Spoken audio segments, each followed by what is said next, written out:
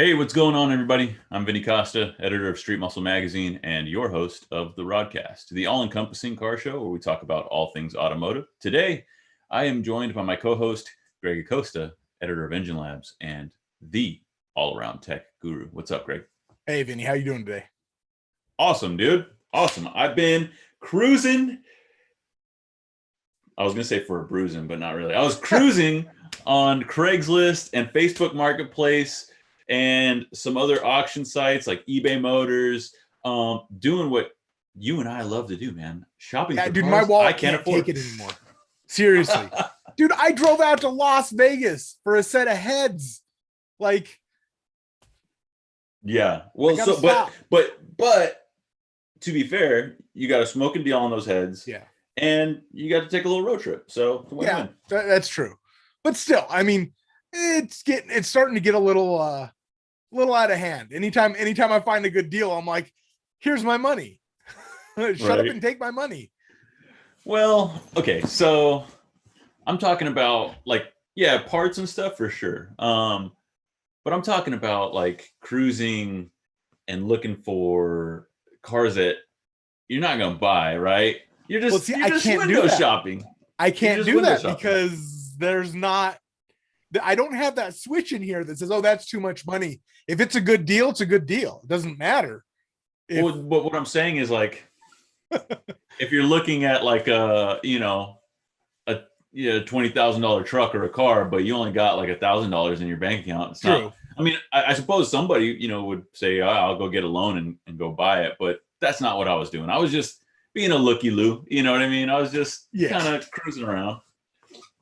But honestly, that's like become one of my favorite pastimes. And it's not just for cars and motorcycles and trucks and stuff. It's like for anything, really. And I think that's become the case for a lot of people during this pandemic. Like everyone's at home, right? You're like on your phone and your computer a lot more.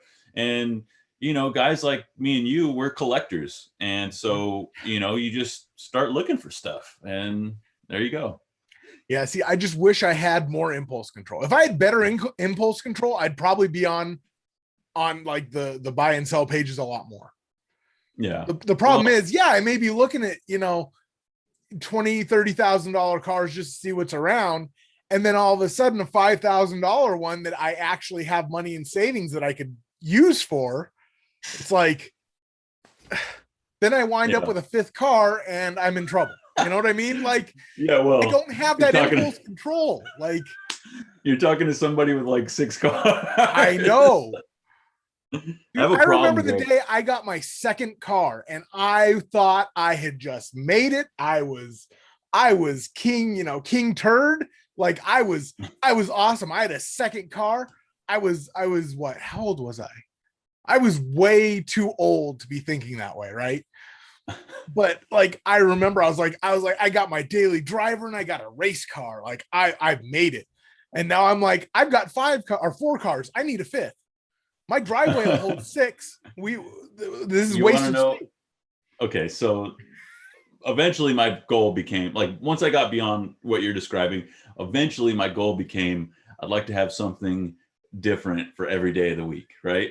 So 7 was the number, and that's how many I currently have.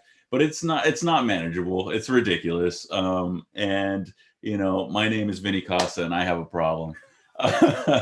But no, seriously, e-commerce has been booming during this like pandemic, and so we thought, what better guest to have on to discuss the very same thing that you and I are talking about right now, and that's Randy Nonnenberg, the co-founder and president of Bring a Trailer, the famous online auction site, dude. I mean, I know you have some experiences with Bring a Trailer.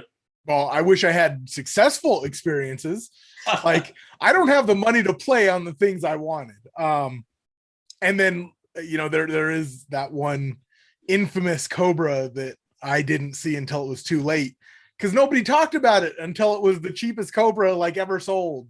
I don't know if that's true, but I mean, it was cheap.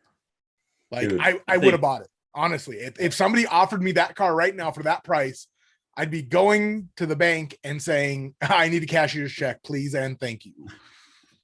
Well, I think everybody has those stories, right? If you're into cars, or like maybe not even cars, like I said, if you're just a collector, everyone has those, the one that got away. And it always stings, dude. I'm going to talk about this one for years to come. I missed out on just in 2019. I missed out on a roller, like barn find from the 80s. It was a 67 or a 68 Camaro. No, it was a 67 because it had the vent windows.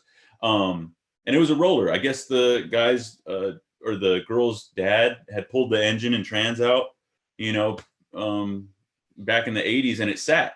And it was in great shape. All the glass was there, no rust, no visible rust on the body or the floors. And I was just like a couple hours too late. And somebody else bought it before me. They posted it for $4,000, right? So, and I'm like, hey, I got my trailer. I can be there in 3 hours because I think it was up in Tulare. And I was like, hey, I could be there in 3 hours. I got my trailer. Bring a trailer if we can come full circle. And they said, oh, yeah, I'm sorry. I have someone coming right now. I have to give them first dibs. So then I'm like, okay, well, I'm heading over. You don't have to do anything. Let's be clear. So I said, I'm heading over there, right? I drive, I'm halfway there. I figured if worse comes to worse, I'll stay in Bakersfield with my family. I call them when I'm getting to Bakersfield and they say, oh yeah, they just bought it. But I had so many people message me that they offered me more. So they bought it for $5,000 and they got a hell of a deal. Yeah. That just gives me knots in my stomach. Like, right. I lose sleep over this car, Greg. What could have been? See, I've been really lucky because the last two deals like that, they were not car deals like that. They were just parts deals. But the last two ones like that, I've actually somehow got, like, somehow they're mine. But losing out on a deal like that, that's just a knot in my stomach. I can't complain too much because I've won on some really good deals, right place, right time kind of stuff. But anyways, I think we've gone on about this long enough. Let's talk to an expert on the matter, Randy Nonnenberg. But before we do, a word from our sponsor. By designing, engineering, and building the most powerful, reliable, and advanced centrifugal superchargers on the market, ProCharger has been the industry's leading aftermarket supercharger manufacturer for 25 years. No matter if you're looking for 3,500 plus horsepower for a record-setting Pro Mod, or looking for a DIY system for your street car, truck, or motorcycle, ProCharger has the perfect supercharger system for you. For more information on all the amazing ways you can bolt on 40, 50, 60, or even 100% more power to your ride, visit procharger.com. Randy Nonnenberg, everybody. Hey, what's going on, man? How are you? Hey, I'm doing great. How are you doing today? Doing well. I'm really happy to be here interviewing you. This is an interview we've been trying to set up for a little while. I know in that time you've launched your own podcast. You got a lot of things going on over there that I really want to talk to you about. But for the folks at home, can you just give us a quick introduction to who you are and what you do? Yeah, absolutely. So, my name is Randy Nonnenberg. I co-founded a website called Bring a Trailer, which some of your audience may have heard of or may not have. And we founded it as sort of a site that put all the best classified listings and cars for sale in one place online. That's how it began. And then it turned into its own marketplace. And then we launched our own auction product in 2014. And we have now listed over, I think, 44,000 cars on BAT, which is crazy. It's up to like 300 or 400 cars a week. And basically what we did was we tried to address a need in the marketplace, which was, storytelling and just sort of rich listings of great cars that are out there. So that people could sell them the most effective way possible. And, what was offered online back when we turned this thing on was like basically Craigslist and eBay. And it was kind of weak, frankly. And so we take a curated approach and we help sellers list a car in a really in-depth way. And honestly, it's kind of taken off like gangbusters. And we list all sorts of cool stuff and a lot of, American V8 stuff and then European stuff and trucks and all sorts of interesting, just sort of special items. Yeah, the variety on Bring a Trailer is insane. As far as, you know, year, make, and model. I guess you could say, I don't want to say quality because that's in the eye of the beholder, but you know, the level of restoration or lack thereof. It's really wide. So that's something I appreciate very much. I do want to talk about all that, like how the site got started and you know, how you guys curate the content that's on there. But before we do, I think you were being a little bit modest just a moment ago, saying, you know, people might know your site and who you are. I think a lot of people know who you are and Bring a Trailer because, I mean, you guys, just your growth alone shows that. But as the co-founder and the president, can you give us some insight into your personal history as far as how you came to start such a loved place for gearheads everywhere? Cool. Yeah, I'm happy to. Well, yeah, I never want to take it for granted. You know, I mean, I still show up at some car events and, you know, some people will be like, I'm on BAT every single day. And some people are like, I've never heard of it. What are you talking about? Right. So there's still, you never want to assume everybody knows, but I'm happy to share the info. And yeah, my background, I mean, I love working for BAT because I grew up, you know, messing with cars in the garage. I was the only son in my family. So my dad and I spent a lot of time doing car stuff, going to the racetrack. I grew up in Northern California, basically halfway between Laguna Seca and Sears Point Raceways, if you know where those are in the Bay Area. So I was never a racer. My dad was never a racer, but like we'd go out and see SCCA cars racing, you know, Mustang versus Camaro or Z cars and 510s or just track type stuff. Back when it was pretty casual and you'd kind of roam the paddock and like, wow, that's cool and that's cool and that's loud and that broke and, you know, looking at all the cool stuff that's in there. And so I always loved that variety, like wacky variety, people doing that sort of thing. And then, I mean, grew up in California, so California car culture, obviously all my buddies and I in high school drove vintage 4x4s that the tops came off of, right? So like Scouts and Cruisers and Broncos and all that sort of stuff was super popular in the mid 90s when I was in high school. And those were old cars already, right? So they were kind of cheap and random. And now, I mean, on BAT especially, but every place, those are like sought after. Go try to buy a Bronco, right? Look what you got to spend. Definitely. So those were like $5,000 back then. So anyway, yeah, so I got into cars through wrenching with my dad in the garage, through obviously reading great car magazines that used to come through the mail back in the olden days. And yeah, I'm German by heritage. I always like German cars, you know, I've always kind of been into crazy sports cars and stuff like that. And just a wide variety of interesting vintage stuff I've always loved tinkering with. And so that's what put me in the garage and made me follow everything from new cars to old and love that variety. You were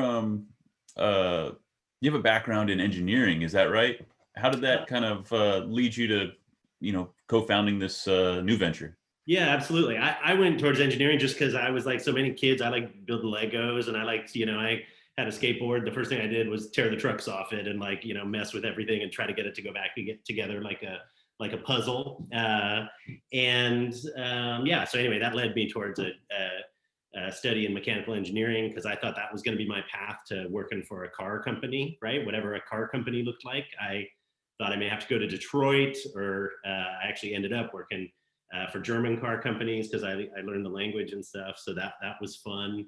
But yeah, I mean, fast forward to BAT. I mean, starting a BAT website was a side thing. It was just a side interest because I trolled every website you can imagine looking for car. I didn't have any money to spend on them, but I was like, you know, looking for, oh man, there's a De Tomaso for sale in Phoenix on Craigslist. Like, look at this, right? Like, I'm not gonna buy it. Like, I don't. But that's how I kind of always stayed fresh with what was going on. And I always thought that there was something really stimulating about like chasing down cars all over the internet, given that all these cars moved onto the internet.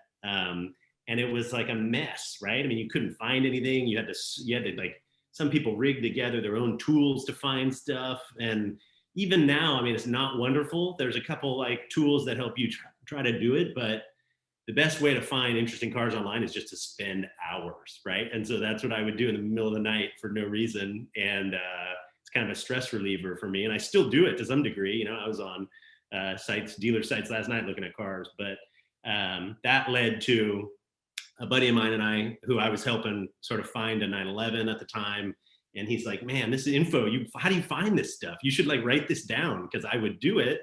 And then I just sort of flush it, right? Nobody would read it. I do all this work to find like the best, whatever, Boss 302 in America. And then I'd be like, okay, that was Tuesday's project. Now Wednesday comes, I go look for something else, right? So that info was valuable to people. So we started to put it in a blog, and that's where it started. Dude, that's awesome. What time frame was this? So we turned on the website in 07. I mean, I've been hunting around cars, ever since I discovered eBay in probably 99 or whatever, right? But yeah, we turned on the website in 2007 to start trying to write about one car a day. That's what I tried to do. Find one cool car and write like a few sentences about it and put it on the website. Dude, how cool is that? I think 2007 is the year that I graduated high school. And I was doing the exact same thing, spending countless hours on Craigslist and eBay, just like just tweaking your search, like just a little bit, like, okay, I checked everywhere for that year. All right, let's check again for this year. And just like you said, man, it was like, it was therapeutic. It was cathartic. It was just like, just something you do at the end of your day. You're kind of just looking through. So it's cool to know that I'm not the only one that was doing that. And it kind of reminds me, do you ever see that movie, Joe Dirt? Yeah, for sure. You know how he's like stuck down in the hole and he's reading like Auto Trader, and he's like, oh man, this guy has a plum crazy CUDA. He thinks he's going to cut a couple thousand for that. So it's kind of like the evolved version of that. Slightly, maybe. I don't know. I don't know if I've ever been compared directly to Joe Dirt, but maybe it's a way. I don't know. My wife sometimes thinks I'm like, I'm a little, chasing down these dreams that I don't need to worry about sometimes, wasting time. But it is. Anyway, it's something for sure that a lot of people do, and a lot of people were doing, and I think they still do it now, right? We, for whatever reason, right place, right time, were able to kind of galvanize this audience around that common way they were spending their time, and start just slow drip giving them like the best of the best. And people may have still gone and done that hobby, but they started at BAT. Like, you'd start your journey on BAT, and then you'd spin out from there and go find other crazy stuff. Did you have any background in like web development that aided you when you were putting this whole thing together, or did you kind of just learn by doing? Oh man, the main key is that I had my buddy, right? I started it with a college buddy, and he was more on the web design, server, all that. I don't understand any of that. I still don't. But we were a really good yin and yang, and you'd be able to relate to this, given that you spend time searching stuff and spend a lot of time on websites. Is you can, like, car guys don't do web well, and web guys don't do car well, right? You got to somehow figure out how to have both, because car guys who design a website, like, the website will be terrible, right? So if I was trying to design a whole website, like, it'd be terrible, right? I know how to get find the right car and find the right engine and find the right trans for it, but I don't know how to set up a website. And my buddy, similarly, like, he was interested in cars, but he was more just fascinated with the type of content that we could put together.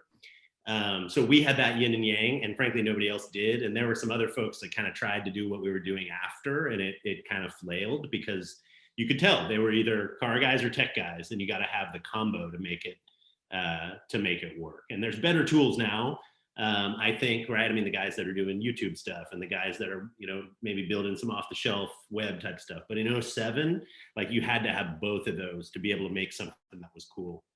Definitely.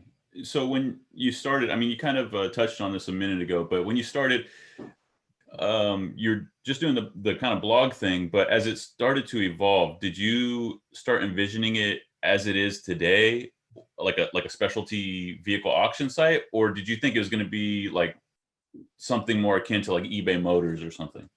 Good question. Honestly, we didn't even know. It's been an evolution. A lot of people ask me, like, hey, what was your plan? And I was like, dude, there wasn't really a plan. There was like, another cool thing about it being my friend and I starting it is it was like an excuse for us to hang out, right? Like you guys do on the podcast sometimes, right? It's like, oh, cool. Like Tuesday we get to hang, we get to work on this project, right? Sometimes you got to kind of come up with stuff to do with your buddies, create an excuse to like rally around something. So we got this idea and we're like, cool, let's sink our teeth into this because it's a fun shared activity. And so, yeah, anyhow, that was sort of at the point of what what got it off the ground and made us want to put the energy in, because there was no money and there was no audience for the first, I don't know, 6-7 months, right? I mean, it was like me, I joke, it was me talking to a microphone that was off, right? It was just like, there's no comment. And you look at it on BAT. One of the cool parts about BAT is it's all permanent, right? So like the first story from January 7th, 07 is on the site still. Wow. And I think there's like 0 comments on it, right? It's like there was nothing going on. It was just me like kind of speaking into the air, getting my voice, figuring out how to write. Like, am I going to do this at night? Am I going to do this in the morning? What's happening? And then it got a little momentum, and then it went to our circle of friends, and they started chattering, and then they forwarded it to their buddies, and then they started chattering, and then boom, boom, boom. It's one of those stories that it kind of went from there. But that's what kind of got it off the ground. There was no like, hey, let's go build an auction. Like, we didn't have any idea. And it really took probably 2 years before, one or 2 years, until readers said, hey, can I list my car with you? You featured my Craigslist ad and it went crazy. Well, can I just list with you? And so we came up with like, oh, like give me $100 and if it sells, and we'll do that, right? It was this like patch together handshake deal. And then when people started fighting over cars was when we realized, wait a minute, we got to build like a bidding model, because we started to get in the middle. They're like, Randy, you said it was worth 30 and I posted it and I got 20 emails and it should have said 35, right? So it started to get into just too much friction. So it evolved. It was never sort of the intent. But I spent so much time on those sites and on eBay and elsewhere that I just had a lot of context for what could maybe make it better. And so that's what we tried to set out to do. I'm trying to see how I can broach this question diplomatically. You've been, well, not you specifically, but like Bring a Trailer has been criticized by some because of that model, right? Like this auction, whereas before you had to hunt and you could possibly find this good deal, right? Like this gem that no one else knew about. And now, you know, everybody knows about it. So it's creating this bidding war, which is great for the seller, but it makes it more difficult to get this like good deal. Any remorse or like any kind of like any feelings, I guess, about that? No, it's totally fair, dude. Bring it. Bring the criticism, bring the positive. Don't be shy. I've heard, I get, you know, I'm at like a car event and I hear that sort of similar stuff. So no, it's good. I think that, frankly, I think that if we hadn't sort of refined some of the systems, somebody else would have. Frankly, I think we did it earlier, before auctions. So forget auctions and bidding wars and that sort of stuff. People started to get grumpy that were the like Craigslist trollers, because they're like, I wanted that alpha and you featured it, and then some guy from out of town came in and snaked me and he paid a bunch of money, and I would have had it if it wasn't for you, BAT. And they're shaking their fist, you know. We'd get that. And you know, I don't know. I mean, there's so many sellers that are, thankfully there's a lot of cars out there, but there are some ones that like are the one for people. So when it gets away, it can be challenging. And yeah, increased visibility from the internet and from us and any site tends to elevate the number of buyers, which tends to elevate prices, right? Like prices tend to go up. But what we wanted to do is inject a degree of like transparency into that, so that people aren't getting sort of screwed the way they were before, right? With like, you know, 3 blurry photos on Craigslist and like a couple lies from the seller, and like you drive out to the bad part of town and like meet them, and like, I mean, all that sort of stuff was so dodgy. And yeah, you could take some risks and like it would pay off, and then there would be a lot of dead ends. And I mean, that's fun too. We all still do that, chasing down leads and stuff. But I don't particularly feel bad about, you know, creating listings for cars that now have 200 photos you get to go see, right? And it's like the seller gets busted if they don't answer questions, right? Like on BAT, there's like this pressure that they got to be transparent. Like that's like the opposite of, you know, the ads when I was growing up that were in the newspaper or whatever. It's like 8 words and that's all you get, right? And it's like, good luck, dude. Hail Mary, hope it works. So now you can like, you know, buy cars long distance, and you can have this dialogue, and you have all these people around you that ask hard questions. And I mean, I think it's better on the whole. Does that drive prices up? Yeah, because people are more comfortable in that sort of environment. And honestly, I mean, there's always going to be Wild West. I mean, I was on Craigslist last night, like looking for toolboxes or whatever, right? And there's like crazy stuff is always going to be out there, and you can hunt for it. Did we cherry pick a bunch of that? Sure, we did that. But honestly, we don't feature stuff on other sites the way we got our start with. Right now we got so many auctions that it's like that's our business. So so there's, it's kind of returned to the olden days of like those sites being a little bit more shadowy. Now there's Facebook Marketplace, right? People are trolling in there, like trying to find deals, and man, some of those listings terrify me. But it's there's still that Wild West nature when people want to go find it. But yeah, we did change it a little bit, I'll be honest. I think it's for the better. Like you said, if it was an inevitability, right? Someone was going to see that opportunity, and you guys happen to be the ones that did and struck on it. Because I mean, it's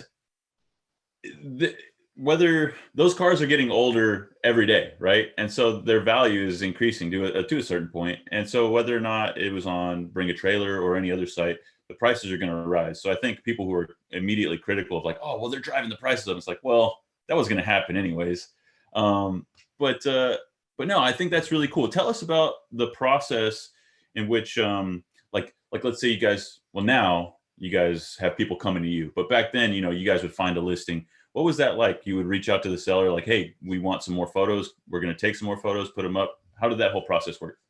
So, I mean, the early stuff was me just finding random cars. Like I didn't ask the seller or anything, right? We just kind of grabbed the photos and I would give more sort of commentary, like my perspective on the car. Like, okay, here's a race car that hasn't been raced in SCCA in 5 years. Like, here's what's going on. Like, why is the trans missing? Like, what's going, where's the, project type cars. We just sort of make a discussion out of it. And a lot of people would chime in with that. And then, yeah, it was when that shift happened that started to build visibility, that people started to say, can I list with you? And then we could actually have more of a dialogue about it, right? Like we could say, hey, you need photos of the underbody, or hey, what's the deal with the engine? Does it have any compression on cylinder 4? I mean, you can get deep and start elevating the level of presentation because we spent so much time, and this is true of you and everybody who surfs cars like that. It's, like, okay, here's the listing that exists. Here's my first 5 questions that I'm going to ask. And so what we try to do is just be preemptive with that and make the seller just say that up front instead of making everybody ask, why is one, wheel mismatched from the other 3? Like, why don't you just say it instead of like waiting and being lazy and making them ask? So that was really what flipped. Is even before the auction model, we had what was called, exclusives, BAT exclusives, which was list your car on BAT with a fixed price. And yeah, we encourage people like, hey, you got to say that. You can't miss that. So like having that sort of outside perspective and sort of impartial advisement of the seller is what elevated the level of the listings, which is what brought a ton of audience to our site, because they were just so different than how everybody else was advertising cars. And we also had a huge like no BS filter, right? Like people all the time, another critic or criticism of BAT, and there are many. One of them they say is, it's too dry. You guys like, there's not enough, you're selling my car, but you won't hype it up enough and say it's like the most wonderful paint, and all that sort of stuff. It's like super just the facts. And so some people in reading other listings or car magazines or whatever want more flowery sort of talk, right? Which is like, this C10 Chevy is going to blow your mind, that sort of stuff. And we don't do any of that, right? We're like, the seller can do that, but we're like, here's the paint, here's the car, here's what was done. He says no rust. We won't say that. He can say that, but we're not going to say no rust because every car that's been on the earth started to rust, right? So it's like, yeah. So it really evolved what the listing looked like, and that's what kind of brought people around. But yeah, you're right. That dialogue back and forth that we can have with sellers, which carries through to today in the auctions, is what elevates the listings, which is really what changed things. Definitely. I find that refreshing. Just when I go to a listing, I just want, just the bare bones. So give me the black and white. And then, if I want to ask the seller, I can do that and find out, what's really going on. So I think that's really cool. When you guys started to make that transition from, you doing those like individual kind of posts into the auction site, what were some challenges that you guys faced in doing so?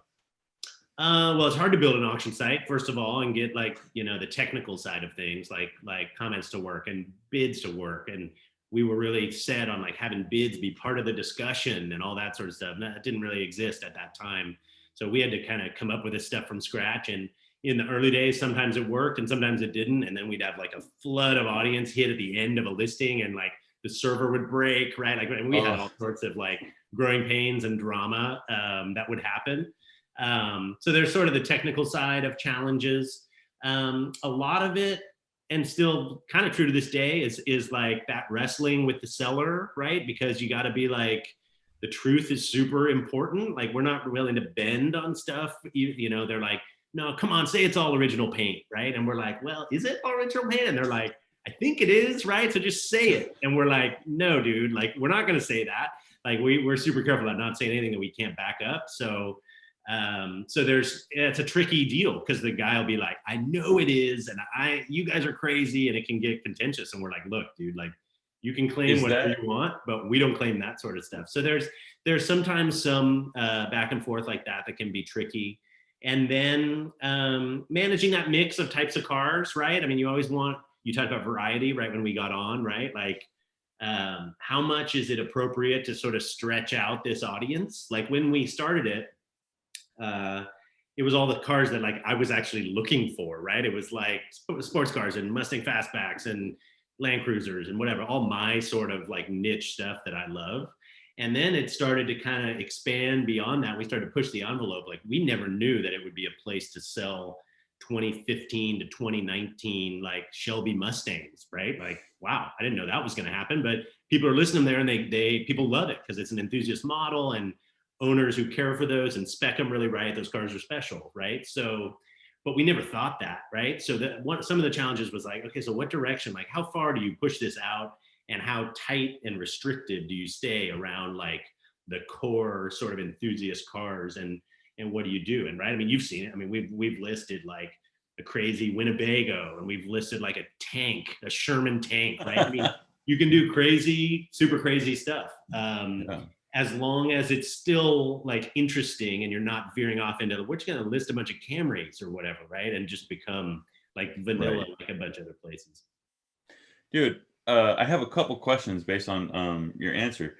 So the first is that your guys' willingness to deal with the seller and say, hey, we're not going to not lie, but like, we're not going to, bend our rules for you. Is that like a CYA thing for you guys, for the buyer or the seller? What's the, I mean, outside of just being wanting to be honest and transparent, is there that element? Yeah, absolutely. Well, yeah, it's for sure. I mean, if we start making claims that we made it because the seller made it, like, at a minimum, the buyer's going to be upset with us and them, right?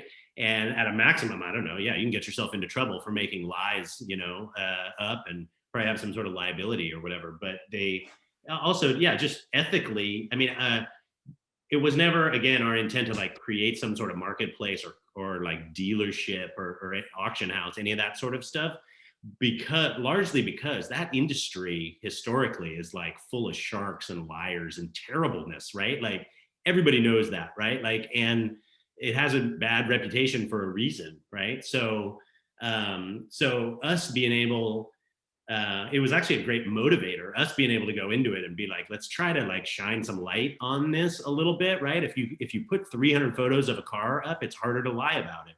If you put an open microphone for critics to show up about that car, yeah, it can be a little touchy for the seller, right? But it's like, it's much more like, there's much more pressure to tell the truth, because if you're like lying about your car that's listed, somebody's going to call you out in like 5 minutes, right? Because you can't do that when it's transparent like that. But like on a listing on a random other website, like, people can kind of say whatever they want, right? Whether it's true or not, you got to kind of vet it differently. So our ability to build these sort of building blocks of the comments and the photos and the description and the and the vetting and all that sort of stuff in a way, it's true of the buyers and sellers too, like making sure they're legit. How do we make sure these guys aren't like full on, Craigslist flakes or whatever?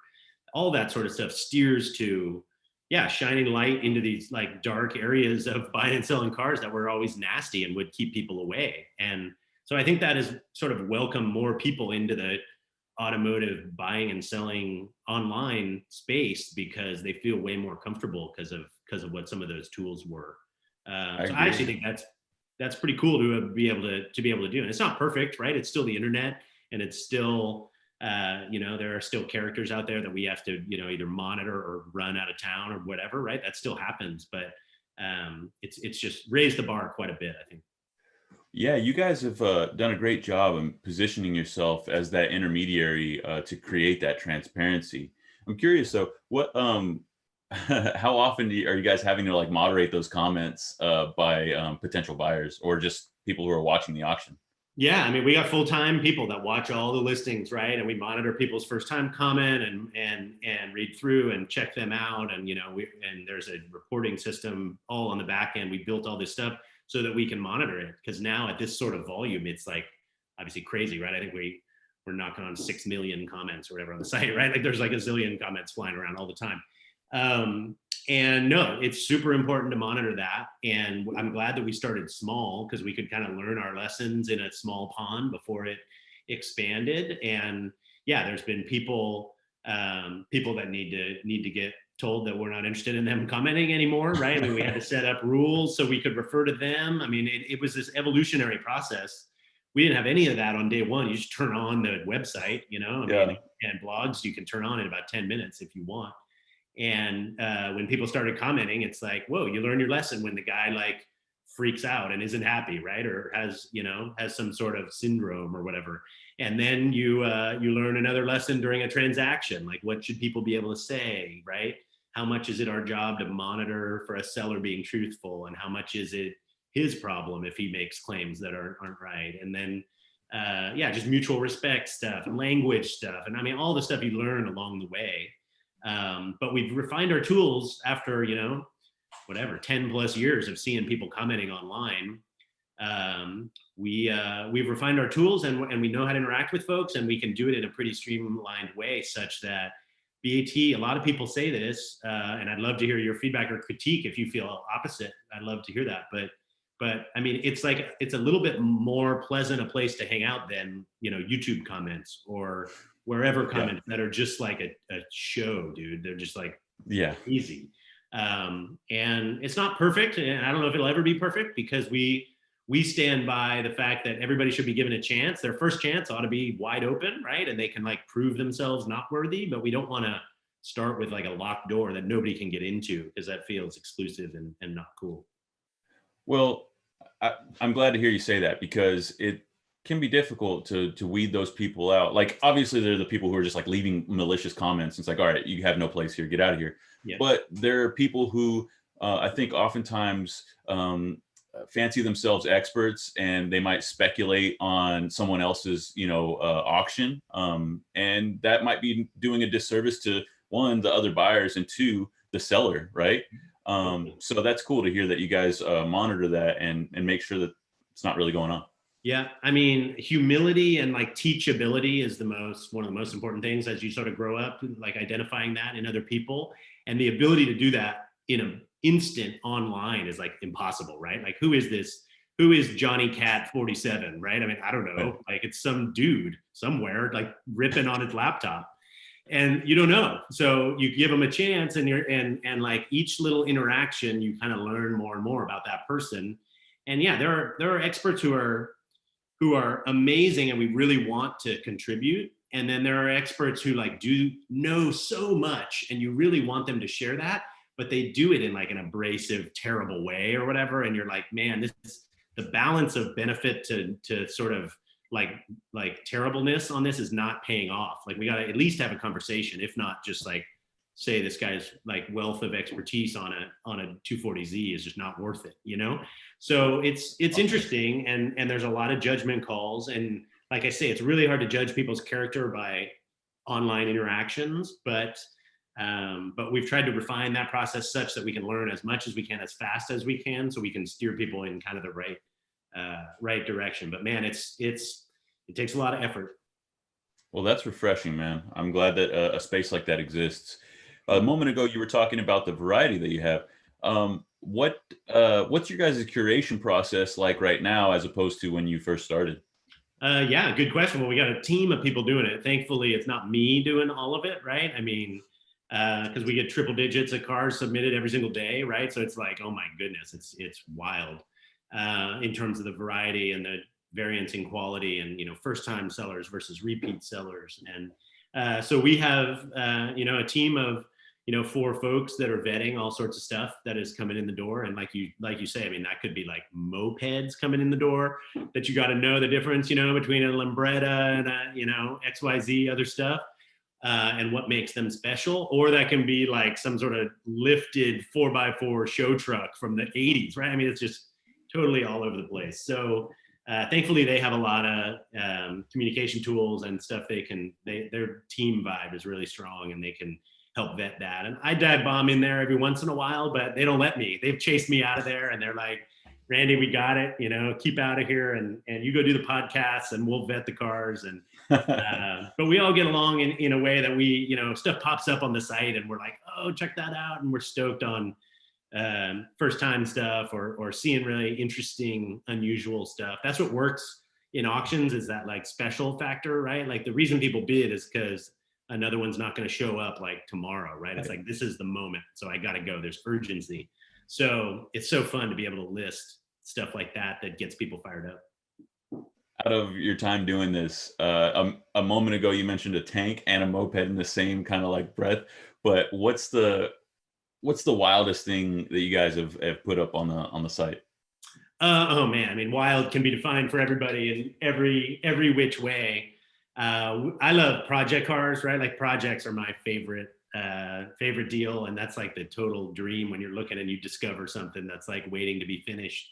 I'm not like a show car guy. I'm like an assemble it yourself and try to get it going down the road sort of guy. So it's really wild to see some of the projects that we've seen coming out, race car projects. A famous one that we mentioned on the BAT podcast the other day was a guy had a white Ferrari Testarossa that was a non-runner, engine out, like interior all ripped out, all this sort of stuff for some reason, but he presented it like it was in like a shipping crate. It was in like a wooden deal. It's famous on BAT as the Ferrari in a box, right? And it's this Testarossa.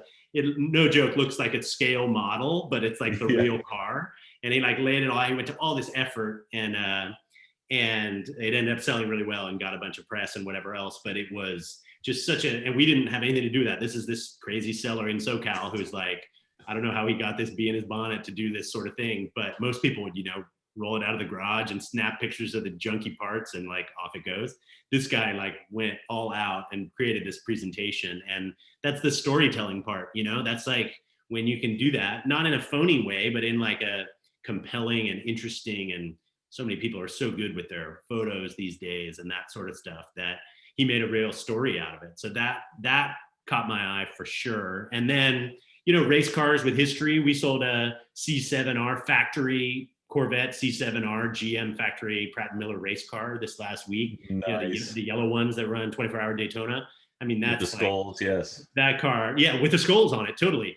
And I was looking at that. I mean, I would be so out of my depth if I was in the driver's seat of that. I wouldn't even know how to start it, right? I mean, that car is like amazing and like legit wins at Daytona and stuff. And I mean, just to think, you talk about like, where did we see BAT going? Like the fact that like the Pratt & Miller guys are selling their car on BAT is like so crazy and out there. And I feel fortunate to be part of that with our team. And it's part of, just what we've built. We're lucky that cool stuff like that is coming out.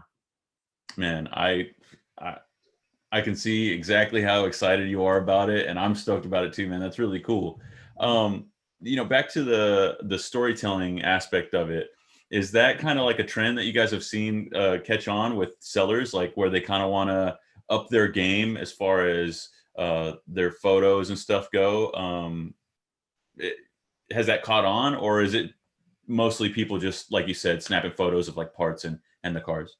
Honestly, we get all kinds. It hasn't caught on universally, but people have seen good results from that. So I think a lot of people now create a cool video when they put their car on BAT, because with an iPhone or whatever, you can kind of get a semi-cool video, right? Or you could go like pro video or whatever, and people are seeing that increases the interest in their vehicle. But no, man, I mean, we still get submissions with 2 photos and 3 sentences, and it's like pulling teeth to get more info out of the seller. And we're like, come on, like, we need more photos, we need this. And so it takes a long time for those sort of resistant sellers that may be used to sort of the old way. And then we get people who are total maniacs and give you like 100-page PDF, or their like forum thread that's 100 pages long of like every bolt they CAD plated and like the whole deal on the car, right?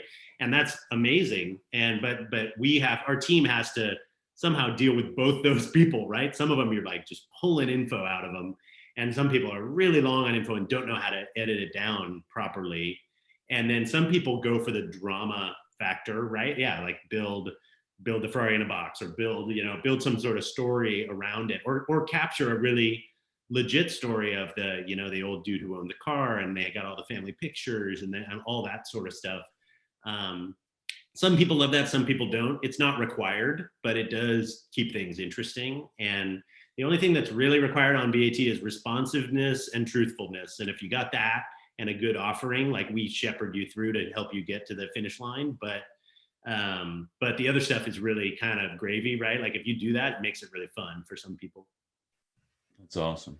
Randy, I want to talk about your podcast, but before we get there, you touched on something that I want to ask you, and it's a quick question. The name, Bring a Trailer, it sounds like it was originally intended for like non-running projects, and you mentioned how you're like a project car guy. Is there a correlation there? There's a little correlation there, but honestly, I'm dating myself here. I mean, you already said when you graduated high school. I'm a good deal older than you, and I started with classifieds in the Sunday paper or whatever, right? That's what I read when I was eating my cereal as a fifth grader or whatever, right? So I'm looking at those, and even up to this day, on Craigslist and stuff, people would actually write "Bring a Trailer" in their listing. I don't know if you've ever seen that or tripped across it, but that's where it came from. Right? Like in the San Jose Mercury News, there's like a Ford Falcon, and the engine's out of it, and they're like, $6,500 OBO, here's my phone number, bring a trailer, right? Like that's the only way you're going to get it out of here. And so, but the interesting part of that is I started to see that also pop up on the other side, like race cars or like Concours, like perfect show cars. Like people say bring a trailer as well, because you're not going to jump in that C7 Vet and drive it home, right? Like it could be like a full-on junker on one side, and it could be like really high-end stuff on the other. And so I like that it tied into actually both of those. So a lot of people are like, oh, the old BAT was just a bunch of non-running cars. And I tell them to go back. It's permanent. Like, go look at it. I was featuring like FIA, BMW race cars, like on the second day. Like, it's not always been about, rusty, junk you gotta drag out with a winch or whatever, So, but there is that perception. Bring a trailer sometimes people think means, bring a piece of junk home that doesn't run. But I think it's a little bit more universal than that. And I think the mix of cars on the site is more universal than that. But yeah, you're right. I'll always love project cars and stuff that is really needy, because that's what kind of calls to me. Same, bro. Same. Hey, I know I said I was going to get it. The next question I was going to ask you about. No, whatever you want, man. This is fun. I like talking to you. It's great. For sure. Me too. So, do you guys help? Do you guys assist with like the shipping of these vehicles? Do you guys aid in any of that? How does that process work? Yeah, absolutely. I don't know if you're teeing me up too easily. That was like a softball pitch there, man. But we just launched BAT shipping because I wanted it to be, that's the natural next pain point after you buy the car is, oh my gosh, I bought a car in Wisconsin and I'm in California. Like, what am I going to do? Right?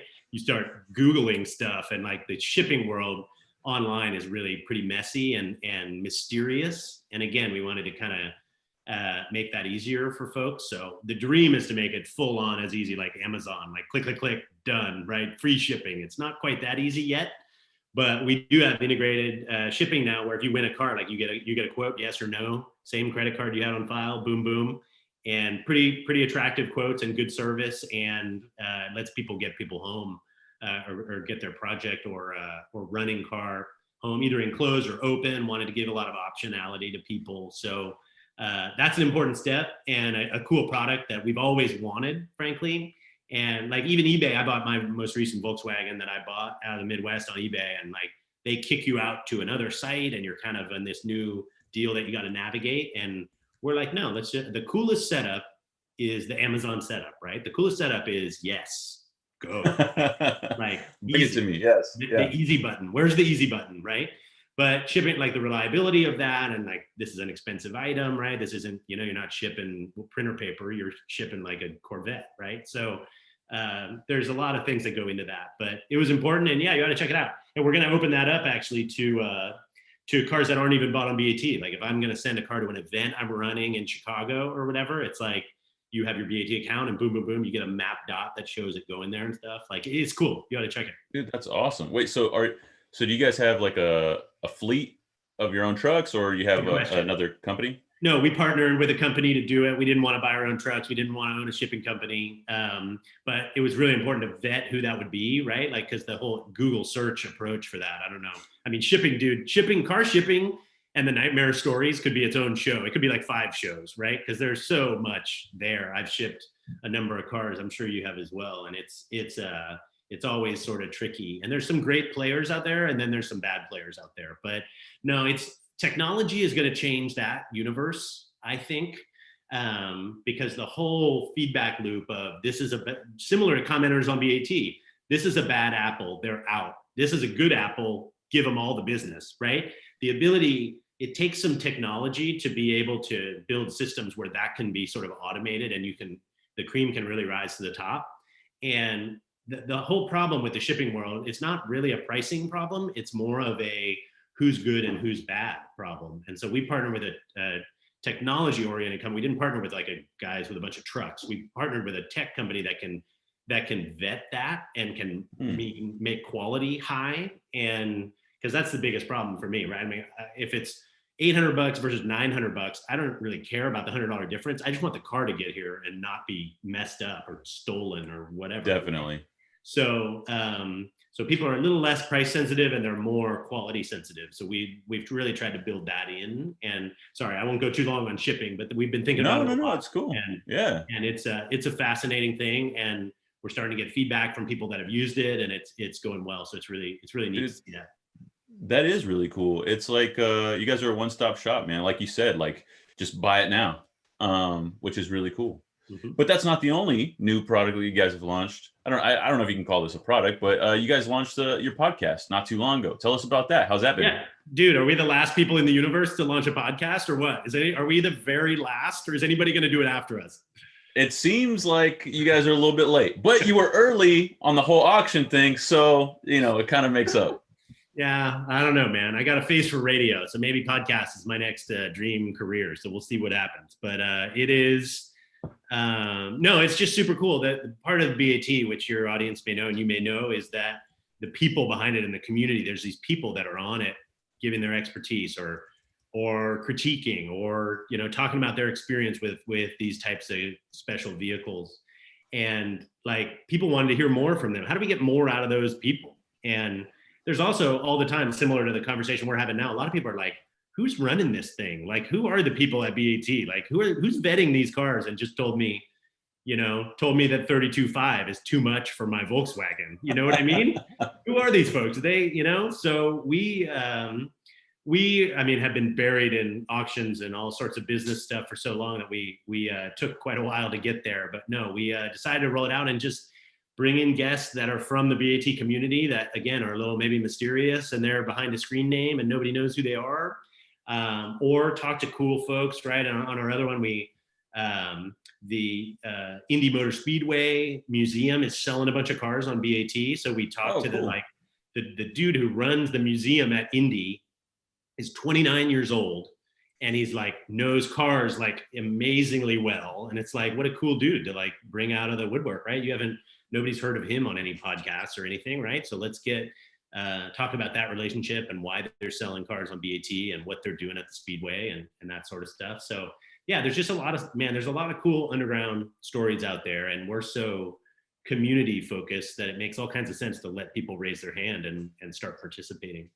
I believe it, man. How many episodes in are you guys and where can people catch it? Cool. Thanks for plugging it like that, man. Yeah, we're 5 episodes in, 5 weekly episodes. And you can go to BAT and type in podcast, or you can find it on Spotify or Apple or any of that stuff. Thankfully, it's just called the Bring a Trailer podcast. So you go all over the place and just type in BAT or Bring a Trailer and you'll find it. Is it a video type like we're doing right now, or is it audio only? No, dude, I wanted to ask you. You got this like awesome, like fuzzy lens background and stuff. I mean, you got to teach me. You are like the master. I'm looking at this. It looks amazing. I obviously don't have as killer of a background as you, but no, we're doing audio right now. We're open to doing video. I mean, there's so many. We do it from the BAT office, which is in San Francisco, right? Which is like this cool brick warehousey space with a loading dock, and our project cars are all in there and stuff, right? It's actually a pretty cool environment to film and hang out and drink beers and talk cars, right? And so it would make sense to maybe elevate a little bit and do video. Maybe that's down the road, but I'll hit you up, man. I'll ask you how it's done. Definitely, man. It's not difficult. Greg, the producer and co-host of the show, he's the tech guru, so we'll get you hooked up, man. But yeah, dude, when things open back up, I'm gonna come pay you a visit because I want to check out that place with all your guys' projects cars. Yeah, we'd love to host you anytime. That'd be fun. I appreciate it, man. Speaking of your personal projects, that's something I haven't asked you about yet. I have a few questions that correspond to that particular subject. The first is, have any cars come across your path that didn't make it to auction because you wanted them? People ask that all the time, man. Like, am I cherry picking? What am I cherry picking, right? And the answer is yes, absolutely. Right? We tried to like set it up like, I mean, you can only buy so many cars, right? But like, I tried to set it up like, can I cherry pick like one a year? Can I cherry pick like one a month, one a week? Like what's allowable? And that has ebbed and flowed over the years. But no, I've definitely gotten a few leads on some cool cars where people submitting them to BAT and want to sell them, and I'm like, I've been looking for that, right? And we get kind of not quite first dibs, but man, there's so many coming through that it's hard. I don't really watch the flow anymore, but it used to be me and one other guy that were like vetting all of them, right? So it's like got to see first dibs on all the stuff, and there's certainly ones that got away, right? Like there's a Falcon that sold on the site that I should have bought. I mean, we all have this story, right? That you should have bought something, right? But I mean, there's ones that like still sting when I hear about it or I think about it.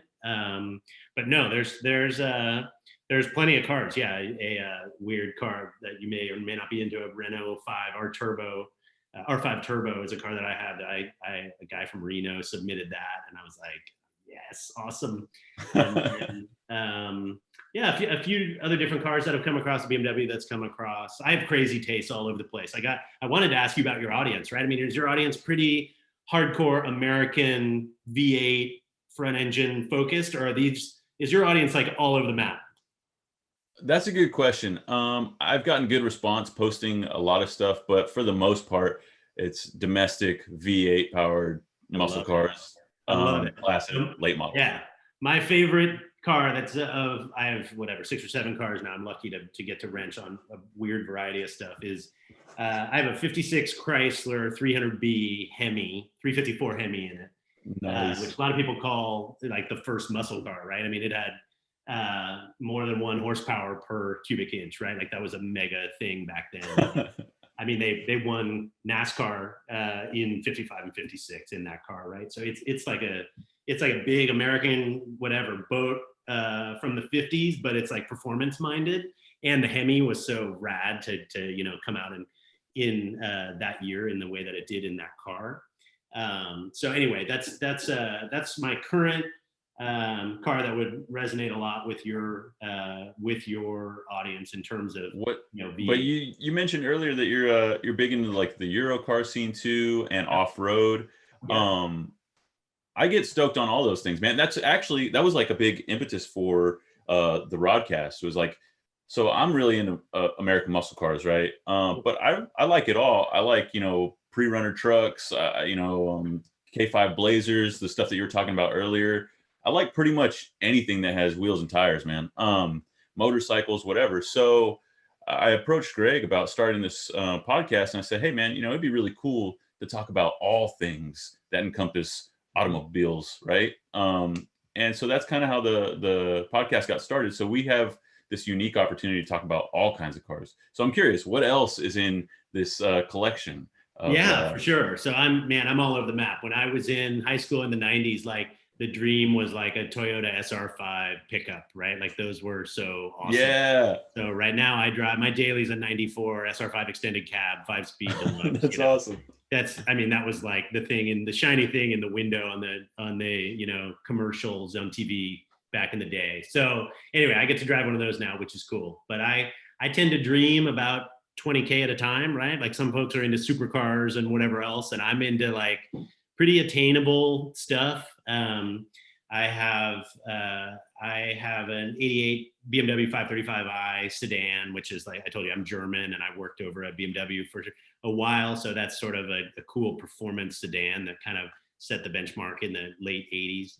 A lot of my stuff, like for a lot of people, I think kind of there's a lot of nostalgia in it. It goes, some of it 80s and 90s cars are big for me. Group B Rally was really big for me. Very cool. So I have a Lancia Delta Integrale. If you know what that is, that's like a GTI on steroids, all-wheel drive, 2-liter turbo. Italians, Yeah. It's broken all the time, but it's amazing. When it's running, it's like unbelievable. So I'm fortunate. I have one of those. It's black with black Recaros in it. It's really cool. I have the Renault, which I mentioned earlier, which is kind of similar to that car. And then a 1960 Alfa Romeo Giulietta, which is a cool car that was kind of ahead of its time. And the Euro vintage buddies that I go run rallies with and stuff, we take that car, which is fun. Kind of looks like a little Italian police car sort of little thing. Definitely. Which is kind of neat, but really fast. Those came in the late 50s with 4-wheel disc brakes, twin cam engine, dual side drive Webers, and a 5-speed. So if you think about like technology and 4-wheel disc brakes, if I didn't say it, but yeah, if you think about technology, like when like a Fox body Mustang in the 80s still had rear drums, dude, right? Yeah, exactly. I mean, it's like, and a Fox body, I think, had a carburetor up till 85, right? I mean, it's like technology and how that progressed. Those cars were so ahead of their time. It's really, I think it's cool, like you're talking about, to kind of expand your horizons a little bit and look at other stuff. Like it's awesome what Detroit was doing in these certain eras, and it's awesome what Germany was doing in these certain eras, and then obviously Japanese, what they're doing in these certain eras, and who's pushing the envelope. But it's nuts for me to look at my 56 Chrysler, which is only a couple years away from the Alpha, and then look at the Alpha with 4-wheel disc brakes and, sophisticated suspension and a 5-speed on the floor. It's like, that's like a modern Miata, right? It's like totally different than stuff that was being put out by other companies. So anyway, I love that variety, and that car's really fun to drive for that reason. And then my social handle is usually non-stock, right? My last name's Nonnenberg, but I go by non-stock because I like modified stuff.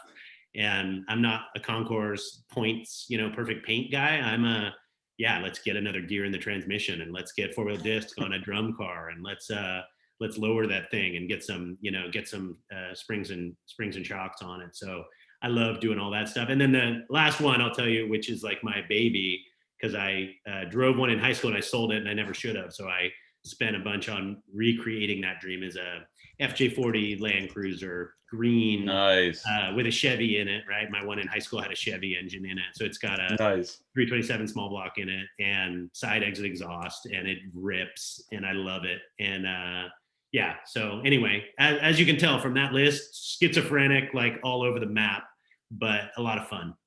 Well, I mean, you've positioned yourself into this spot where you can do that, right? And I think most car people would. I mean, there's probably a lot of people who are very brand myopic and they would stick with one kind of thing, but I think a lot of people have a variety of tastes, so that's really cool. It sounds like you have a deep seated respect for that Giulia. What do you think of it making a comeback? You mean the new Alfa Romeo that's on the streets right now? Pretty cool car. Does it do justice? Styling, you could give or take, right? It's kind of all right. It's pretty good. It's aggressive. It's not just another BMW or boring car. It's interesting. I've sat in one. I haven't driven one, but they're pretty aggressive, crazy exhaust note. I think they're like ownership experience on those. I'm not sure Alpha has figured out how to nail that yet. Maybe they have through dealer support and everybody, all the press ripped that thing for reliability and stuff, but they probably would have for my car back in 1962, right? So who knows? So I think it's cool that it exists. I love that Alpha is pushing the boundaries and trying to do different and new things. And I love that they came back to the US, right? They were gone from the US for what, 20 years, 30 years? I don't know. And they were just gone and nobody even knew what it was. And so the fact that they came back and now they have an SUV like everybody, right? And now they've got a sedan. And then the 4C is a car that I like a lot. Actually, they're kind of a little roadster Alpha that's running around. I think that's interesting too. So anyway, it's a cool brand. Very cool. Took a lot of gumption for them to do that, for sure. I won't keep you for too much longer. I know you're very busy, Randy, but I do have just a few more questions if you'll bear with us. No, I love it. Let's go. What do you got? So you mentioned earlier that you guys are operating in San Francisco, a notoriously difficult town to drive in. What's that like being, a car guy and having, is it like a warehouse? What do you guys have like a bunch of cars there? How does that work? Yeah, so BAT started like in my basement. I was living in SF, right? And had houses there are pretty compact, right? I mean, your audience, I'm sure, is all, worldwide or nationwide. And like people have a bunch of breathing rooms. San Francisco is super compact. Like we had 4 feet of room between the next houses next to us. And that was like a luxury, right? Little 1-car garage in our old house. And I was like in the basement, like doing BAT at night, trying to get this thing off the ground. And then we moved to a cool motorcycle shop in like this, gritty sort of side of SF, the Mission District. Was it in the Loin? Oh, in Mission. Okay. It was in the Mission, which is now pretty cool. But when we were there, it was a little, a little grittier than it is now, a little less preppy. And it was, cool spot where we could work on cars and like also have a business and get me out of the house. And now we've moved to a cool brick building with a loading dock and stuff that's roomier, and we can fit 10 or 15 cars inside if we want to, along with our staff, which is a lot of fun. But yeah, anyhow, the environment working in there and San Francisco, I wouldn't want you to sell SF short on car culture, because I lived there, met my wife there, got married, had a bunch of kids, and now we moved out of the city by 30 minutes. But we, while in the city, there's a cool car culture there of people who drive. There's a really cool moto scene there. And there's, Cars and Coffees popped up and came and went, and drives and rallies have popped up, and a lot of them have stayed. And, for sure. COVID's been a little tricky for that. But the Bay Area, there was, I forget, I think it was GM. There was like a factory like right across the Bay Bridge turning out cars in the 50s and 60s or whatever, right? Yeah. So, California was a hotbed of so much car stuff. SoCal gets a lot of the credit for it, but the Bay Area has a lot, and Sacramento and these outlying areas around San Francisco have a lot of car, like crazy folks. And like Good Guys is based in the Bay Area and does all their hot rod shows, right? And a lot of builders, really prestigious hot rod builders and stuff are like Brizio's in South San Francisco. I don't know if you know that name. I don't know who those are. Anyway, there's players in the Bay Area and always has been, and that's been fun to be around. And then I told you the racetrack stuff. So in the city proper, going stoplight to stoplight to stoplight, sure, you can argue that it gets a little crazy. That's more what I meant. Like, I used to spend my summers in San Francisco, in the city. My aunt and uncle had a house up on Russian Hill, a couple of doors down from Nancy Pelosi, actually. Wow, that's fancy, dude. That's fancy town compared to where I was. Yeah, but I would go down. I was living in Bakersfield at the time, so it was fancy for me too. I would go visit them in my son on the summer. And I would take off, I'd be in the Haight or I'd be down at the Embarcadero skateboarding. And so I love that city, man. But once I was able to drive, I was like, okay, I still love this city. And there is a car scene there for sure. I think Mike Musto just posted about a show that he went down to at the Embarcadero. And there was a bunch of cool cars. Yep. But all the hills, right? Like a young kid, not that experienced driving stick, narrow streets. It can be difficult. That's all I meant. No, for sure. You're totally right. And in Russian Hill, what for the people who don't know SF, sounds like you know it really well. We could talk like streets and bars and all the other stuff going on there. But for people who don't know SF, the area where you were super steep, like the stuff you see in the movies, right? And like the bullet chase sort of scene, right? Like that stuff is tricky. But I've driven all sorts of manual crazy cars. I got my buddies who still live in the city and And the culture there though is like meet up in the city, and then how far out can you blast out of the city? It's actually similar to the New York City sort of car culture, which is like the first thing you do is look for a bridge, like to bolt out of the restriction, right? And then you go find the hills and the windy roads, and then hopefully your car doesn't break and you make it back over the bridge in time for dinner, right? Like that's the dream San Francisco car culture. And I found a big crowd of people that were into similar stuff that I was into, and that was super encouraging for me. Honestly, it made me want to stay around. If there had been like no car people, I would have been like, man, I'm like the only dude doing this stuff. That gets a little lonely. I like the interaction and frankly the variety of cars, right? People would bring weirdo stuff out.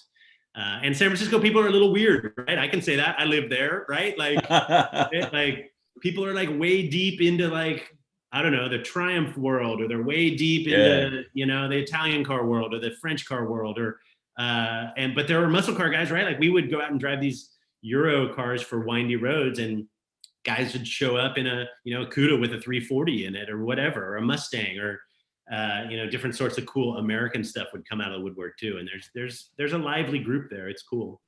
Well, you got Sonoma, previously Sears Point. So you had the road race guys and the drag strip, which is nice. Yeah. So just Wednesday night, grudge night, man, in Sonoma. That's like the good scene. Hell yeah. Randy, just a couple more questions. Okay. So celebrity cars. Have you had any celebrities try and put a car up on Bring a Trailer? What's that process like? Is it any different? Yeah, for sure. I mean, they do it, and they more often buy. Celebrities got some dough, right? So they're like buyers. They sometimes they're selling, and when they sell, they tend to like have a guy that'll do it for them, so they don't have to like put their name on the car or spend any of the time talking to us, frankly.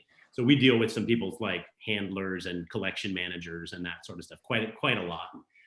But you never know who's going to bid. It's not that hard to bid, right? Sign up on your phone while you're, you know, in your car in LA or on the set or whatever, and just like start bidding on cars. We get that all the time. And it's, there's interesting movie folks or athletes or whoever. I mean, a big milestone for us early in BAT history was, when Leno bought a car on BAT and made a big to-do about it, right? Like that for anybody was crazy. These were like when we were pretty small time, and it was like eye-opener, right?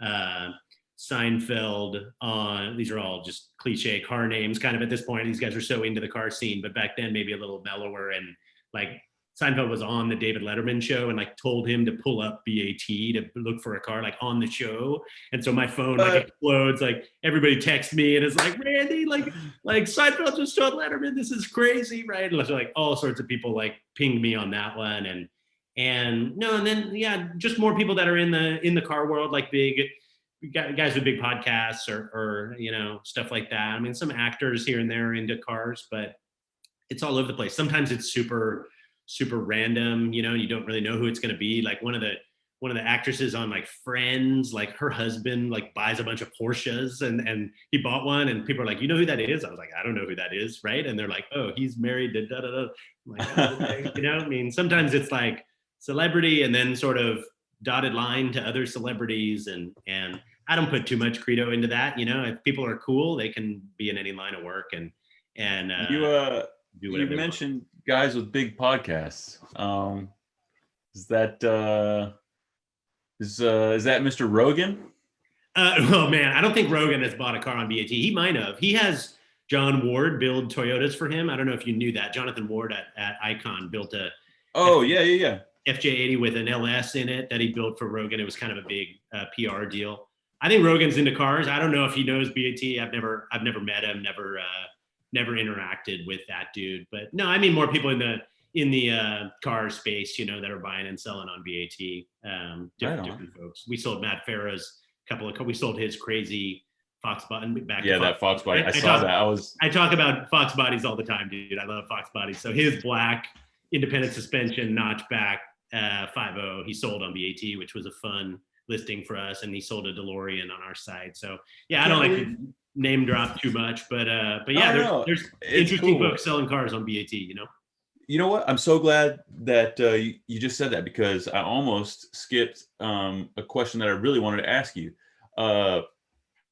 what trends have you seen kind of come and go as far as like what people are into and buying?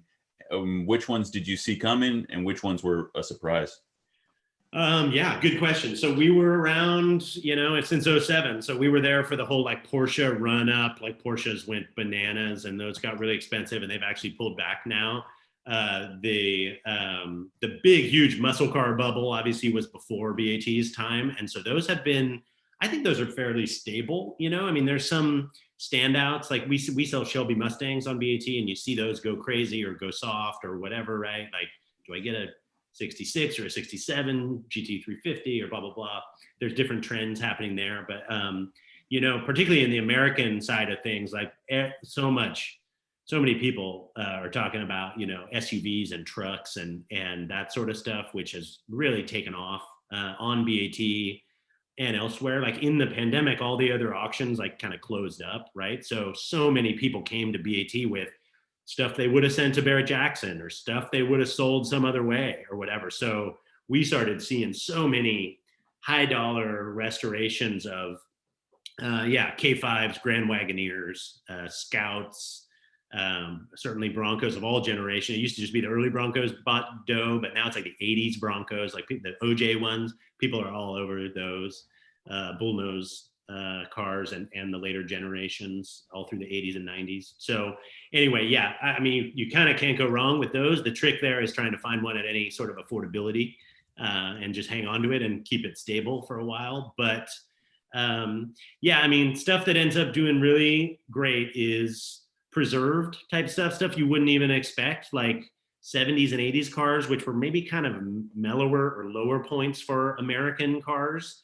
But yeah, you find a Celine Mustang with 40,000 miles on it and original paint. I mean, that is gonna be an expensive car. Same for, we had some really breakthrough moments with Grand Nationals. They've always been sort of a, you know, Oh, yes. in the spotlight, GNXs and stuff. I've always been in the spotlight for American cars, but people, I don't know why it was, but people with Grand Nationals, the nice ones, like were very willing to go for BAT and try online stuff before other people did. So we did some of those crazy low mile, you know, it's got like 2,000 miles on it, Grand National, and it goes for a bunch of dough. Not really a car I would buy personally because I like driving, but there's collectors that are into that. And again, it came from these other venues and they started putting it on BAT. And so those have seen, I think those are still, you know, Grand Nationals are kind of money in the bank and I think will be for a long time. Everybody loves them. But yeah, I mean, there's so many, what I love about American cars and, you know, muscle cars and stuff is there's so many still attainable models, right? A lot of people are like either on BAT or just in the car magazines or whatever. Stuff seems so expensive or so unattainable sometimes, right? And like my favorite thing, yeah, is to see a, you know, 67 Camaro that's in pretty good shape, but I don't know, maybe it's got a power glide or something. It's got some deal that doesn't make it like the headliner car. But I don't know, it sells for like 17.5 or, you know, whatever, something that, yeah, it's more than it would have sold for 15 years ago. So people can lament that, but it's not some sort of unattainable, crazy, you know, Ferrari dough that nobody realistically can go after. So I think that there's a lot of cars that are still attainable like that, which is pretty neat. Is that a concern of yours? Like where you guys have such volume coming in that you have to pick like the cars that are, you know, the best for the site, right? But then maybe you might not have enough resources or staff to post everything. So then you have like these really high value cars that end up selling for a lot of money, but then you guys aren't, you know, able to cater to the crowd that's more attainable. Yeah, totally. No, it's a good question. And we watch like the average sale value. That's one of the metrics on the site that we always watch. And it has crept up a little bit over the last like 18 months just because of the dynamics you're talking about. Like there's so many high end and nicer cars coming through. But the under 20K category is like super vibrant on BAT. And frankly, that's like where I hang out, right? So as long as I'm around, that stuff is still gonna be around, right? If it becomes some like lame site full of Ferraris or something like that would, I mean, who wants that, right? So I love, you know, 5K cars and 10K cars, and seeing those go through is not a negative at all. Like that's part of the coolness of what we've been able to build and craft is that I really think it's like from $5,000 to $100,000, right? Like, and everything in between and higher and crazy stuff beyond that. But like, yeah, staying plugged in. Yeah. I mean, the average price of cars selling on BAT is about $30,000, right? So that means for every time there's a $50,000 car, there's a $10,000 car, right? So I think that's frankly important. I think if it becomes like a totally rich man's game, and we get criticized for that a little bit, people will see one listing, right? There's 300 a week, but they'll see one listing and they're like, a C2 vet sold for 125. Like, this is a bunch of bankers and jerks, right? These aren't my people, right? And then I'm like, well, why don't you take a look at this Malibu that just sold for like 12.5, right? Like, that's cool, you know? So yeah, sometimes it's hard to steer the conversation, but we have really rich data and we try not to be mysterious. And yeah, like one thing that irked me about Craigslist and eBay and all those other sites is like the stuff would disappear after, like, you're like, what happened? Like, did it sell, or was that guy a criminal, or what happened? And you don't know, you never get the story. But on BAT, it's always permanent, like the bidding, the discussion, sometimes a follow-up story. And so, yeah, you can always watch and monitor the market and go see what stuff is selling for. And I think that stuff is super cool. And that's why we put it there, so people can take heart a little bit. And we have some evidence when people are like, oh, this is rich dudes only. You're like, well, go check out this category, right? Like, there's a bunch of interesting, affordable stuff that's going across the site. That's awesome, man. One last question, and it's still related. What's the most expensive car that's sold to date and the least expensive? Yeah, good question. We just had a contender to try to knock off the most expensive. The most expensive car has been a Mercedes Gullwing, right? Mm-hmm. Like mid 50s, beautiful W198 300 SL. Love those. Fabulous. We've sold 2 of those. Those are like $1 million cars, right? Those are over $1 million. And interestingly, for the American car crowd, and another name that I mentioned earlier, but a Celine S7, I think, is the second highest dollar. It sold for like 1.2 mil. And it's nice. Like a crazy special, I forget if it was a racing example or it was just this like really special limited production, whatever. It was black and white in color. And it had a ton of views and a ton of visibility and was picked up by all these magazines and stuff. It was a special car. So those are kind of on the top. And I like that there's both like a 50s car, and then there's like, what was an S7, like 2004 or 2000, something? yeah, early 2000s. Yeah. So anyway, that thing brought a ton of dough. So those are crazy, right? Like $1 million cars, like, wow. And then what was your other question? The cheapest, or what were you asking on the other end? Well, I said the least expensive. We don't like to say cheap. Oh, sorry, man. No, I mean, I think we've sold a couple like cobbled together hot rods that I risk your life getting into them. I think they sold for like $1,500, like really no V8, no, like rusty, like, does it actually run? And they're like, yeah, it runs, it'll drive. And I'm like, I don't know, dude, that's like, those are on the cheap end. But yeah, there's also, I mean, you get into like project cars and like half of a car sold for like $1,000, right? Like, I don't know if that qualifies as like the most economical if you can't actually turn the key. But yeah, cheapest running stuff on BAT probably sells for, I don't know, $2,000 to $4,000. You can get some random like Saab or something that's going to drive you crazy. And there's some cheap stuff out there. But yeah, the good stuff creeps up, man. Yeah, it's pretty hard to get an awesome car these days for under probably $6,000 or $7,000, right? I mean, the days of, the Auto Trader for $500, you're going to get a running awesome V8 muscle car is like, those are over, right? Non-existent, yeah. But yeah, you can peek out, some stuff maybe with some rusty floorboards for $5,000, $6,000, $7,000, and it'll still get its way around the road course for you. Right on, man. Randy, it has been an absolute pleasure, man. You're really easy to talk to, and you're very knowledgeable. I think you're doing a service to the enthusiast and just the industry as a whole. And we really appreciate you, man. Thank you. Thanks. I'd love to come back anytime. Love what you guys are doing and listening to your podcast. It's a ton of fun. So thanks. Thank you, man. One last time, where can people find out more about what's next for Bring a Trailer, the podcast, etc.? Oh, cool. You're not letting me go yet. Sorry, I waved a little early. It's all good. Yeah, BAT, pretty easy to find. Bring a trailer, right?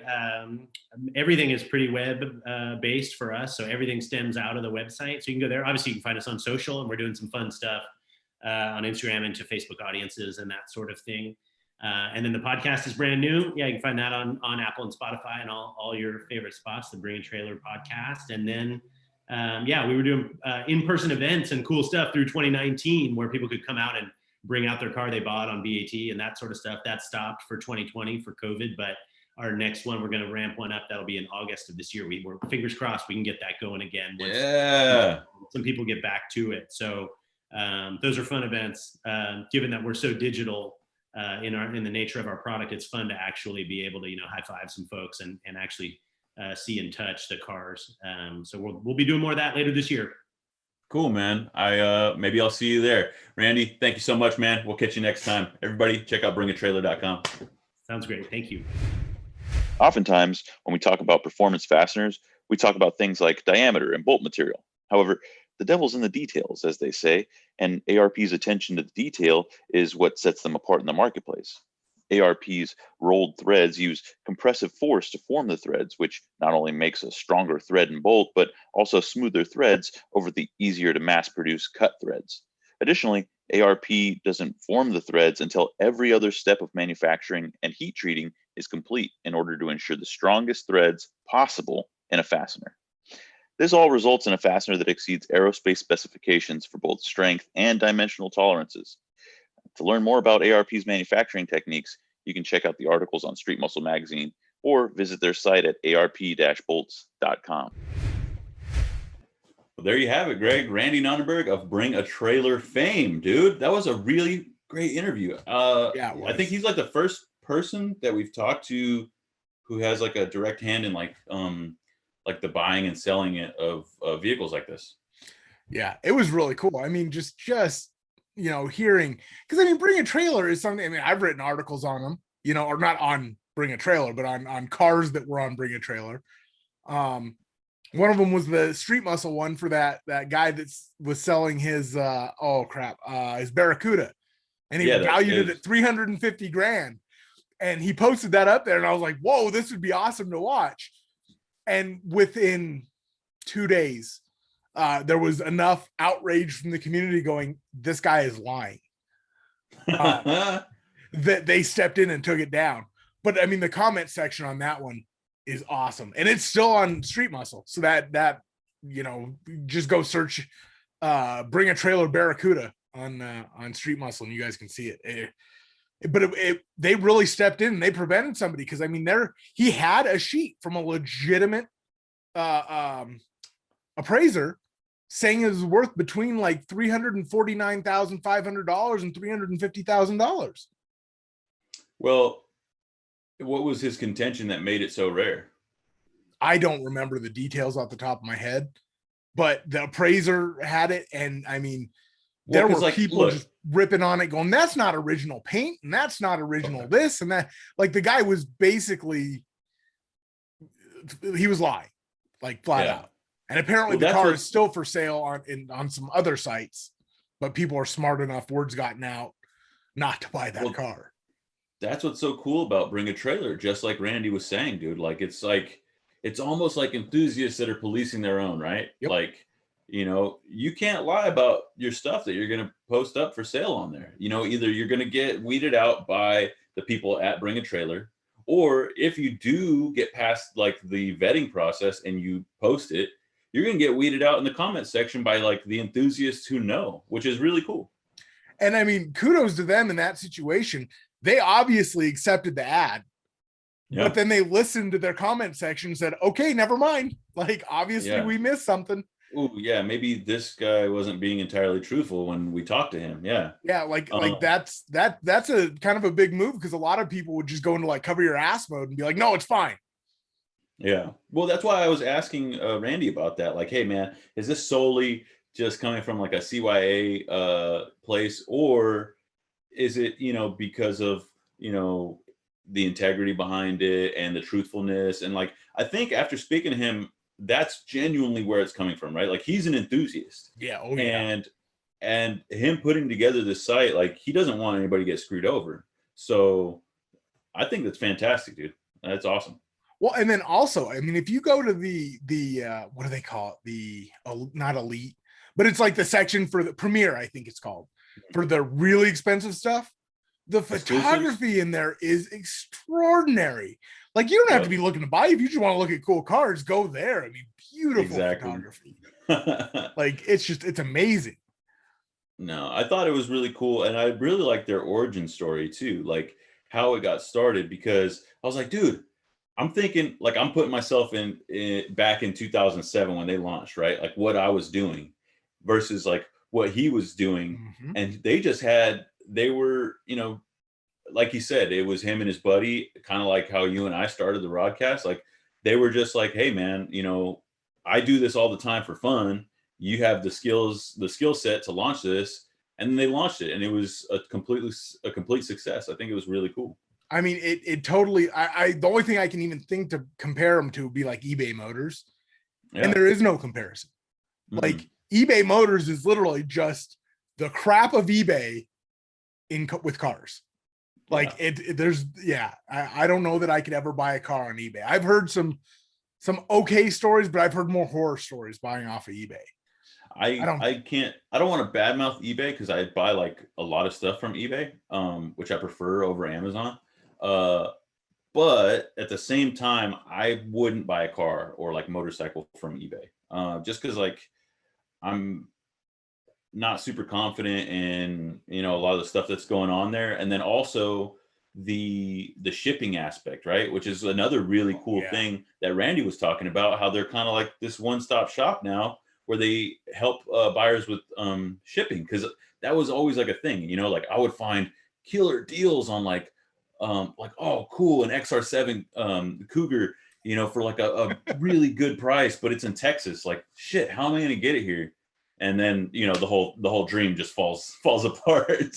Well, literally, there are two kinds of people when it comes to automotive shipping: those that have had a bad experience, and those who will have a bad experience. like, I mean, you watch the show Shipping Wars, right? Like, man, to think those were the ones that were good enough to be put on TV.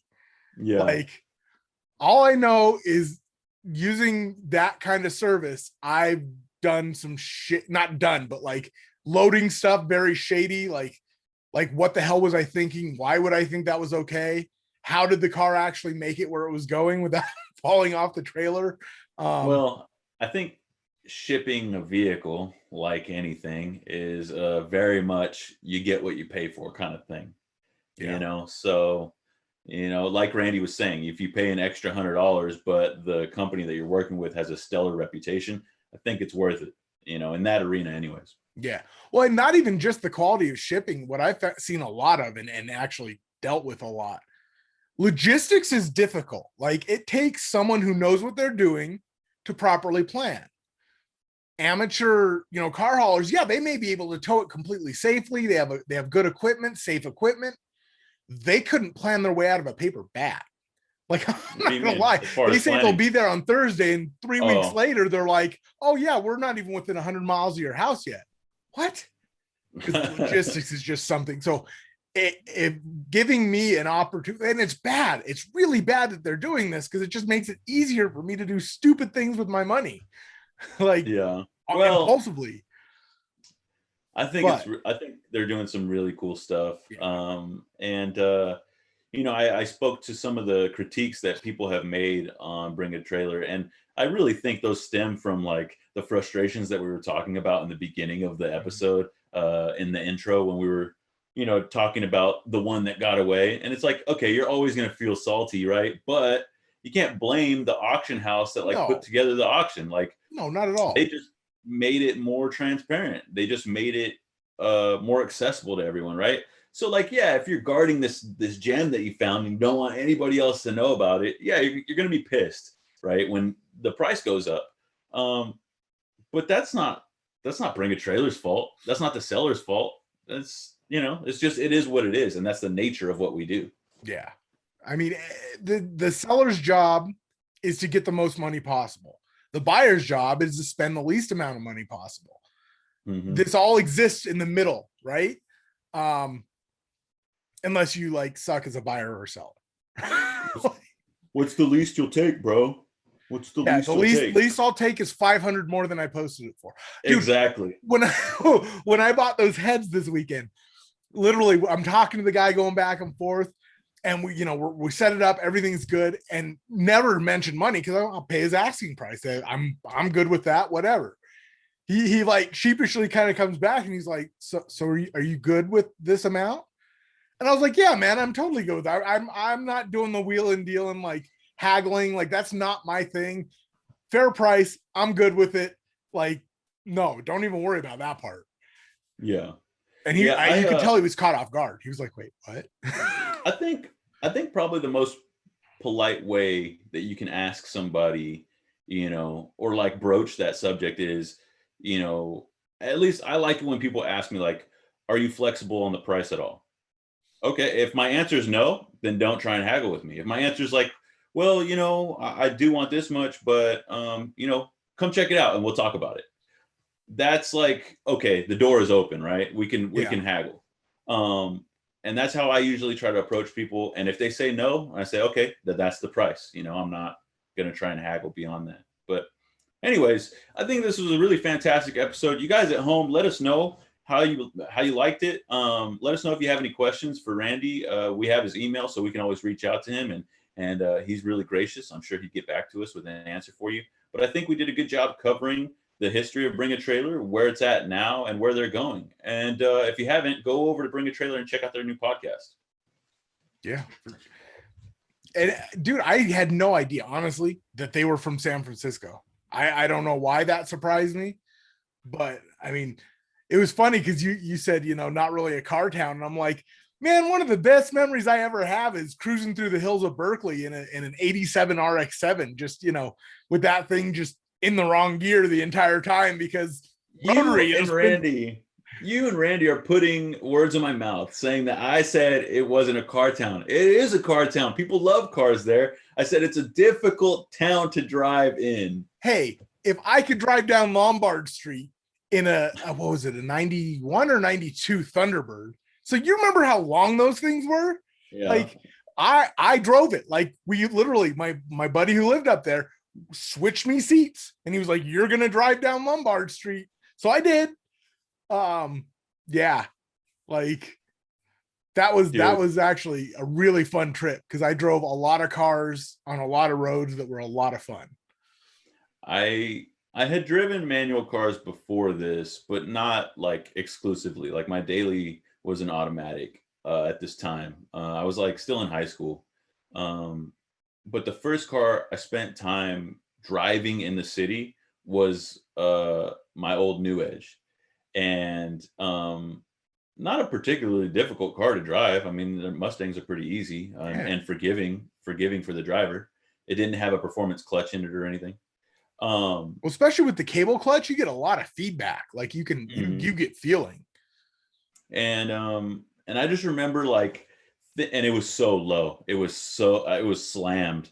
And so I just remember like scraping on everything and like having to enter everything sideways and cresting hills thinking like, oh, my car's going to snap in half. What is happening right now? So I don't know. Maybe it's just, those memories being recalled that I think, no, you know what? It is a difficult city to drive in, man. There are super narrow streets everywhere. There's a bunch of like one way only. Listen, if you disagree with me, if you're from the Bay Area, if you're from San Francisco, drop a comment in the comment section below. If you agree with me, do the same. Oh, I remember driving to Flugtag up in San Francisco one time. I was caravanning with a buddy and we're at a stoplight and full of traffic. It's not like it's empty. And he decided it would be funny if he backed into me. Like I don't ask me what was going through his head. He literally threw it in reverse and just slowly backed into my front bumper. In middle of traffic in the middle of San Francisco, downtown, right by the wharf. That's not a friend I need. It didn't hurt anything. I mean, who cares, right? I mean, they were beaters. It's not like we had our fun cars or anything, but yeah, dude. I have a lot of car memories from the Bay Area, which is weird because I've only been to the Bay Area a few times in my head or in my life. Yeah, it is a lot of fun though, because like he was saying, you know, there are a lot of freeways and stuff leaving the city where you can go out in the hills. And there's a bunch of racetracks and stuff up there. And then if you just make a short drive, you're into like Santa Cruz and Carmel and Monterey. And there's some beautiful winding roads through the redwoods out there. It's awesome. But anyways, let's take a quick moment and have a word from, excuse me, I have it reversed. I thought we were doing the intro. So I just want to give a quick shout out to today's sponsors for the show. That's ProCharger. Go check out ProCharger.com. ARP, that's ARP-bolts.com. Performance Distributors, PerformanceDistributors.com. And Liquimoly. That's Liquimoly, LIQUIMOLY.com. So go check out those websites, show them some love, drop a link drop a comment in the comment section below and let us know about your experiences. Next week, we'll be back with another fantastic episode for you guys, 12 noon Pacific time, as always, here on YouTube or on Facebook, if that's where you're watching this right now. If you're watching on YouTube, hit that like, comment, subscribe, and the notification bell so you know when this thing's coming on. And yeah, thank you guys so much for tuning in. We wouldn't do this if it weren't for our audience. So thanks.